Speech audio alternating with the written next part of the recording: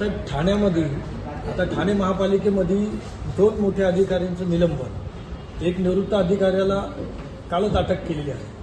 ते नाही होत तर ठाणे पोलीस डिपार्टमेंटमधले EW मधले जे अधिकारी आहेत, मणेरा असतील किंवा जवळकर असतील, आता यांनाही कोर्टाने आदेश दिलेले त्यांच्याबाबत की याच्यावरती गुन्हा दाखल करून हे करायचं. तर या सगळ्या गोष्टीकडे आपण कसं बघतो? नाही, ठाणे महापालिकेच्या मधले हे जे 3 अधिकारी, एक अँटी करप्शनमध्ये पकडले गेले, दुसरे अधिकारी जे आहेत ते त्या ठिकाणी शासनाच्या माध्यमातून त्यांना निलंबित करण्यात आलं. त्यांनी गैरव्यवहार केला बिरारींनी, त्यांना आत्ताच मागच्या आठवड्यामध्ये निलंबित केलं गेलं. तिसरे जे आहेत यांना देखील आता जेलमध्ये टाकलंय, त्यांना अटक झालेली आहे. बघा, हे तिन्ही अधिकारी जे आहेत ते अत्यंत महत्त्वाच्या अशा पदावर बसलेले आहेत आणि यांना वारंवार माझ्यासकट अनेक माध्यमातून महापालिकेच्या आयुक्तांना सांगितलं जात होतं की तुम्ही कारवाई करा, पण कुठल्याही प्रकारची कुठलीही कारवाई कधी केली नाही. शेवटी कारवाई ही दुसरीकडनंच व्हायची पाळी आली.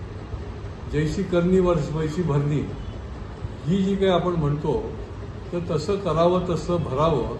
देर है मगर अंधेर नाही. जी माणसं जनतेला लुटतात, आर्थिक भ्रष्टाचार करतात, त्यांना अशा पद्धतीने विविध माध्यमातून त्यांना अटक होते, त्यांचं निलंबन होतं आणि त्याच्यामुळे आता तरी जागे व्हाल का? अजून तर हे तर झाकी आहे, अजून अनेक लोक बाकी आहेत. त्यांची मालमत्तेची तपासणी करायला पाहिजे.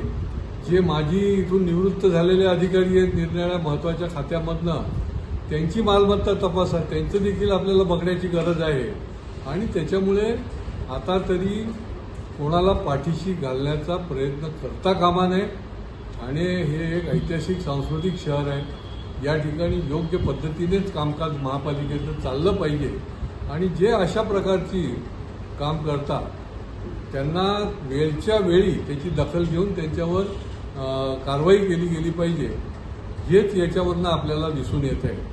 या ठाणे शहरामधल्या EOW मध्ये देखील वरिष्ठ अधिकाऱ्यांना कोर्टाने सांगितलं की यांच्यावर गुन्हा दाखल करा.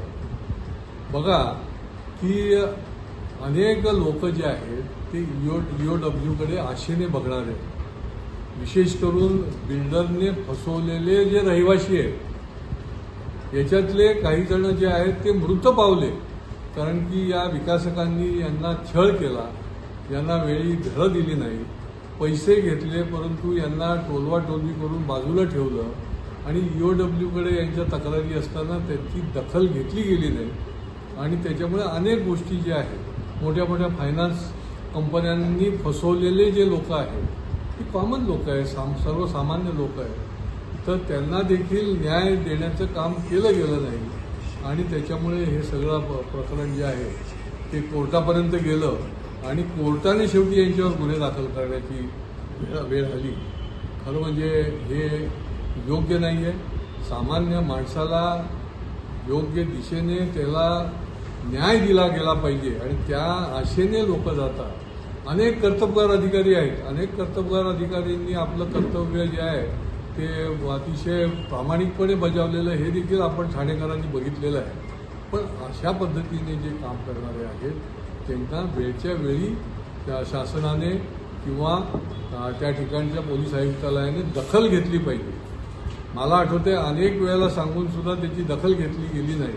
शेवटी कोर्टाने निर्णय घेतला आणि त्याच्यामुळे लोकांना न्याय देण्यासाठी जर प्रशासनामध्ये शासन एकीकडे विकासाची झेप घेते, शासन एकीकडे अनुशासनाचा काम करण्याचा प्रयत्न करते आणि प्रशासनामधले काही जर माणसं अशा पद्धतीनं काम करत असतील तर वेळच्या वेळी त्याची दखल घेतली गेली पाहिजे.